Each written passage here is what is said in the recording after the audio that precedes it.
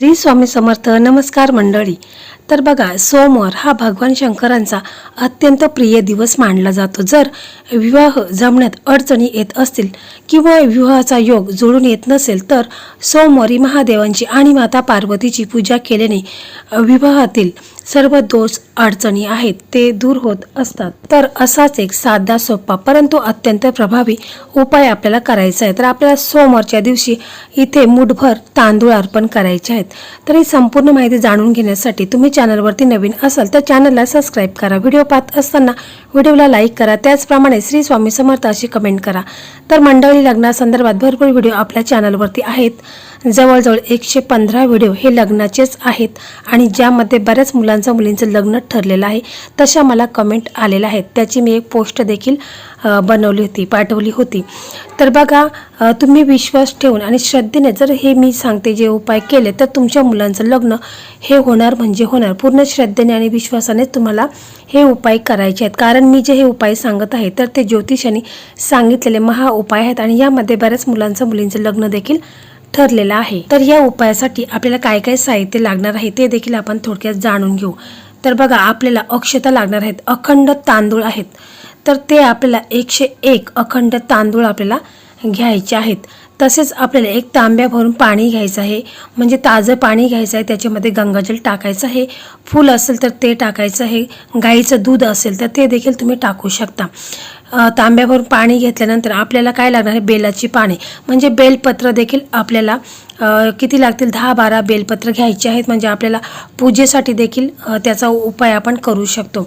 तर आपल्याला बेलाची पानं, तर बघा बेलाची पानं देखील तुम्हाला सोमवारच्या अगोदरच तोडायची. सोमवारच्या दिवशी चुकूनही बेलाची पानं तोडायची नाहीत.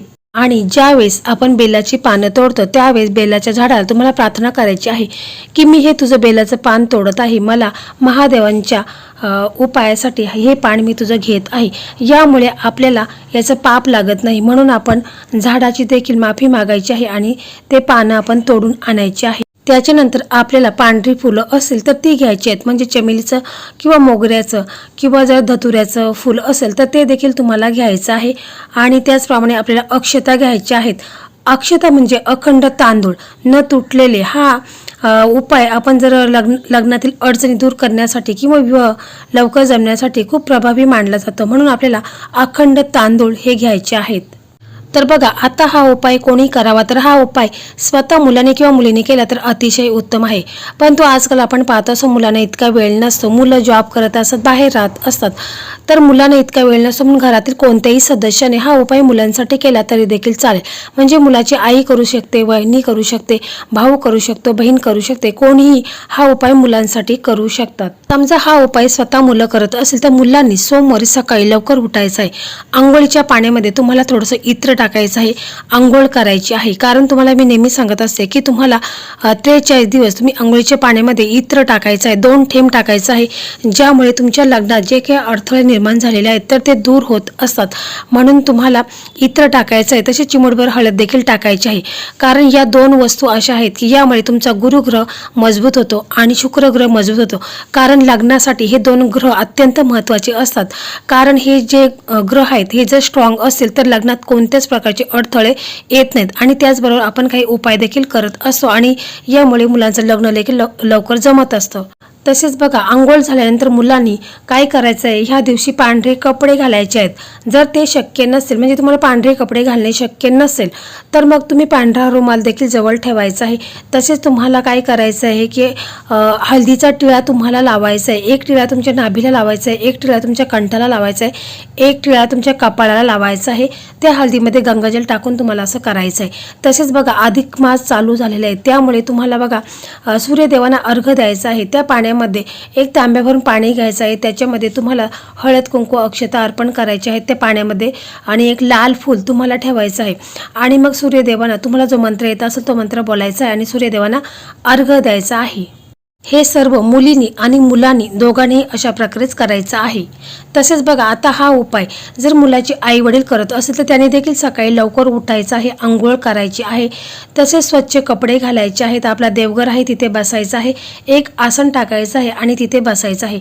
त्याच्यानंतर तुमचे देवघरामध्ये जे आपले इष्टदेव आहेत, कुलदेव आहेत, श्री स्वामी समर्थ महाराज आहेत, तसेच महादेवांचे शिवलिंग असेल तर तुम्हाला विधिवत पूजा वगैरे करून घ्यायची आहेत. आपल्या देवघरामधील देवी देवतांना तुम्हाला तुपाचा दिवा लावायचा आहे, अगरबत्ती लावायची आहे आणि त्यांच्या ज्या आवडीच्या वस्तू आहेत, पिवळी फुलं आहेत, पिवळी मिठाई आहे किंवा गुळ खोबऱ्याचा नैवेद्य आहे, तर तुम्हाला ते सर्व दाखवायचं आहे. आणि मग त्याच्यानंतर तुम्हाला प्रार्थना करायची आहे की माझ्या मुलांच्या कुंडलीमध्ये जो काही नजरदोष आहे, पितृदोष आहे, कालसर्पदोष आहे, तर ते दूर होऊन माझ्या मुलांचं लग्न हे लवकरात लवकर व्हावे आणि मी जो हा उपाय करत आहे तर हा उपाय माझा यशस्वी होऊ दे असं तुम्हाला बोलायचं आहे. त्याच्यानंतर मुलं जर हा स्वतः उपाय करत असेल तर मुलांनी देखील अशा प्रकारेच बोलायचं आहे की माझ्या लग्नामध्ये जे काही विघ्न येत आहेत, लग्नात काही ना काही प्रॉब्लेम अडचणी निर्माण झालेल्या आहेत, तर त्या दूर होऊन माझं लग्न हे लवकरात लवकर व्हावे असं मुलांनी बोलायचं आहे. आणि मग त्याच्यानंतर तुम्हाला हे सर्व साहित्य म्हणजे आपण साहित्य काय काय घेणार आहेत बघा. आपण एक तांब्यावरून पाणी घ्यायचं आहे, त्याच्यामध्ये तुम्हाला गाईचं कच्चं दूध टाकायचं आहे, तसेच आपल्याला त्याच्यामध्ये थोडंसं गंगाजल टाकायचं आहे. आणि मग त्याच्यानंतर आपल्याला काय करायचं आहे की आपण अक्षता घ्यायच्या आहेत, म्हणजे 108 मोजून आपल्याला अखंड तांदूळ घ्यायचे आहेत, तुटलेले फुटलेले घ्यायचे नाहीत. आणि त्याच्यानंतर आपल्याला पांढरी फुलं असतील ती घ्यायची आहेत, अगरबत्ती घ्यायची आहे, शक्य असेल तर तुम्ही एखादा दिवा घेऊ शकता तुम्हाला शक्य असेल तर. तसेच तुम्हाला शमीपत्र घ्यायचे आहेत आणि जर तुमच्याकडे भस्म असेल तर तो देखील तुम्ही घेऊ शकता, कारण महादेवांना ज्या वस्तू अतिशय प्रिय आहेत तर त्या आपण अर्पण करायच्या आहेत. आणि सर्वात महत्त्वाचं म्हणजे बेलाची पाने, तर ती देखील आपण जेवढी तुमच्याकडे असेल तेवढी बेलाची पानं तुम्हाला घ्यायची आहेत, ती स्वच्छ धुवून आणि पुसून घ्यायची आहेत. आणि बघा, आपल्याला काय करायचं आहे की तुमच्याकडे पिवळा चंदन असेल तर तो पिवळा चंदन आहे तर तो ओला करायचा आहे, त्याच्या साहाय्याने तुम्हाला बेलाचं पान घ्यायचं आहे. बेलाच्या पानामध्ये तीन पानं असतात, तर मधल्या पानावरती तुम्हाला ओम नमः शिवाय असं लिहायचं आहे, म्हणजे असं तुम्हाला फक्त 3 पानांच्या वरती लिहायचं आहे.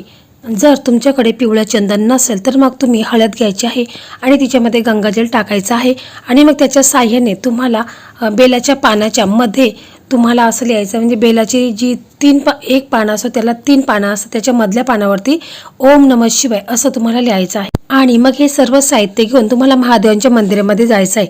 तुम्हाला शक्य असेल तर सकाळी तुम्ही हा उपाय करू शकता किंवा प्रदोष काळामध्ये म्हणजे संध्याकाळी देखील तुम्ही हा उपाय करू शकता. तर बघा, तुम्हाला तिथे जायचं आहे. तिथे गेल्यानंतर तुम्हाला प्रथम महादेवांच्या मंदिरामध्ये गेल्यानंतर तुम्हाला प्रथम एक दिवा लावायचा आहे, अगरबत्ती लावायची आहेत. तसेच आपण जी फुलं आणलेली असेल, पांढरी फुलं तुम्ही आणलेली असेल तर ती महादेवांना अर्पण करायची आहेत. शमीपत्र आणलेले असेल तर ते अर्पण करायचं आहे. तसेच जर तुम्ही भस्म जर आणलं असेल तर ते देखील तुम्ही अर्पण करू शकता. बघा, हे सर्व झाल्यानंतर आपण जो घरून एक तांब्या पाणी भरून आणलेलं आहे त्याच्यामध्ये आपण गंगाजल टाकलेलं आहे, गाईचं दूध टाकलेलं आहे, तर ते तुम्हाला पाणी महादेवांच्या शिवपिंडीवरती तुम्हाला अभिषेक करून घ्यायचा आहे. अभिषेक करता वेळेस तुम्हाला ओम नमः शिवाय, ओम नमः शिवाय किंवा श्री शिवाय नमस्तुभ्यम हा मंत्र तुम्हाला बोलायचा आहे. आणि मग त्याच्यानंतर तुम्हाला अभिषेक करून घ्यायचा आहे. याच्यानंतर तुम्ही जे अक्षता आणलेले आहेत म्हणजे अखंड तांदूळ 108 आणलेले आहेत तर तुम्हाला तिथे बसायचं आहे. आणि मग एक अखंड तांदूळ तुम्हाला महादेवांच्या पिंडीवरती अर्पण करायचं आहे आणि ओम नमः शिवाय, ओम नमः शिवाय किंवा श्री शिवाय नमस्तुभ्यम हा मंत्र तुम्हाला बोलायचा आहे. आणि एक तांदूळ तुम्हाला महादेवांच्या शिवपिंडीवरती अर्पण करायचं आहे, म्हणजे 101 तांदूळ तुम्हाला महादेवांच्या शिवपिंडीवरती अर्पण करायचं आहेत. आणि मग त्याच्यानंतर तुम्हाला काय करायचं आहे, जी बेलाची पानं आपण आणलेली आहेत तर आपल्याला फक्त 3च बेलाची पानं घ्यायची आहेत आणि त्या 3 पानं आहेत तर ती शिवपिंडीवरती तुम्हाला उलटी ठेवायची आहेत, म्हणजे ज्या बाजूने आपण त्याच्यावरती लिहिलेलं आहे की ओम नमः शिवाय तर ही बाजू खाली असावी. आणि अशा पद्धतीनेच तुम्हाला बेलाची पानं 3 महादेवांच्या शिवपिंडीवरती ठेवायची आहेत. आणि ओम नमः शिवाय, ओम नमः शिवाय प्रत्येक पान तुम्हाला शिवपिंडीवरती अर्पण करता वेळेस बोलायचं आहे ओम नमः शिवाय, ओम नमः शिवाय किंवा श्री शिवाय नमस्तुभ्यम. आणि मग हे सर्व झाल्यानंतर जर मुलाचे आईवडील हा उपाय करत असेल तर आईवडिलांनी बोलायचं आहे की माझ्या मुलांच्या कुंडलीमध्ये जो काही नजरदोष आहे, कालसर्पदोष आहे किंवा राहू केतू शनीची साडेसाती आहे तर ती दूर होऊन माझ्या मुलांचं लग्न हे लवकरात लवकर व्हावे. तसंच जर हा उपाय मुलं स्वतः करत असेल तर मुलांनी अशा प्रकारेच बोलायचं आहे की माझ्या लग्नामध्ये जे काही विघ्न येत आहेत, लग्नात काही ना काही प्रॉब्लेम अडचणी ह्या येत आहेत तर त्या दूर होऊन माझं लग्न हे लवकरात लवकर व्हावे, असं तुम्हाला पूर्ण श्रद्धेने विश्वासाने तुम्हाला महादेवांना प्रार्थना करायची आहे. आणि मग हे सर्व झाल्यानंतर तुम्हाला काय करायचं आहे की नंदीजवळ जायचं आहे. नंदीला देखील तुम्ही अगरबत्तीने ओवाळायचं आहे, तिथे एखादं फूल ठेवायचं आहे आणि मग नंदीच्या कानामध्ये तुम्हाला बोलायचं आहे की माझ्या मुलांच्या कुंडलीमध्ये जो काही नजरदोष आहे, पितृदोष आहे, कालसर्पदोष आहे, यामुळे मुलांचं लग्न ठरत नाही तर माझ्या मुलांचं लग्न हे लवकरात लवकर ठरू दे, असं नंदीच्या कानात बोलायचं आहे. कारण नंदी महाराज हे महादेवांच्या पर्यंत लगेच पोहोचत असतात, म्हणून नंदीच्या कानामध्ये आपल्याला असं बोलायचं आहे. जर स्वतः मुलं जर असतील तर मुलांनी देखील नंदीच्या कानामध्ये बोलायचं आहे की माझं लग्न हे लवकरात लवकर ठरू दे, मला माझ्या मनासारखा जोडीदार मला मिळू दे, असं तुम्हाला बोलायचं आहे. त्याच्यानंतर तुम्हाला नंदीच्या उजव्या कानामध्ये ओम ओम ओम असं 3 वेळा बोलायचं आहे. नंदीच्या उजव्या कानात जाऊन आपली इच्छा सांगितली तर ती लवकर पूर्ण होते आणि नंदी ती इच्छा महादेवापर्यंत पोहोचत असतात. कारण नंदी हे भक्ती आणि शक्ती या दोन्ही गुणाचे प्रतीक मानले जाते. तो भगवान शिवांचा सर्वात प्रिय भक्त आणि सेवक आहे. तर बघा, तुम्हाला हा उपाय 7 सोमवारी करायचा आहे आणि तुम्हाला 7ही सोमवारी तुम्हाला जर उपवास करणं शक्य असेल तर तुम्ही उपवास करायचा आहे. मग हे सर्व तुमची पूजा झाल्यानंतर तुम्हाला थोडीशी चणा डाळ आणि गूळ आहे तर ते तुम्हाला गाईला खाऊ घालायचे आहे. कारण अधिक मासामध्ये आपण महादेवांची पूजा केल्यानंतर पिवळे कपडे, पिवळ्या वस्तू आहेत त्या देखील आपण दान करायचे, तसे पुस्तकांचे देखील दान करायचे आहे. अत्यंत शुभ मानले जाते. यामुळे गुरुग्रहाचे बळ वाढते, जो विवाहासाठी मुख्य कारक मानला जातो. आणि म्हणून तुम्हाला या दिवशी शक्य पिवळ्या वस्तू आहेत तर त्या दान करायच्या आहेत, पिवळ्या वस्तूंचा वापर करायचा आहे. तर बघा, अशा प्रकारे हा उपाय आहे. तर बघा, कोणतीही पूजा करताना मनात शुद्ध भाव आणि श्रद्धा असणे सर्वात महत्त्वाचं आहे. विवाहाचा योग लवकर येण्यासाठी दर सोमवारी महादेवांच्या मंदिरामध्ये तुम्हाला जाऊन दर्शन देखील घ्यायचं आहे. मंडळी, अशा प्रकारे आजचा हा व्हिडिओ होता. हा व्हिडिओ तुम्हाला कसा वाटला कमेंटमध्ये नक्की सांगा. आणि तुम्हाला जर काही प्रश्न विचारायचे असतील तर ते देखील तुम्ही विचारू शकता. कारण मला भरपूर अशा कमेंट रोज येत असतात, परंतु मी सगळ्या कमेंटचं उत्तर हे नक्कीच देत असते. आणि जर कोणाची राहिली तर चुकून तर माफी असावी. श्री स्वामी समर्थ. जय जय स्वामी समर्थ. हर हर महादेव.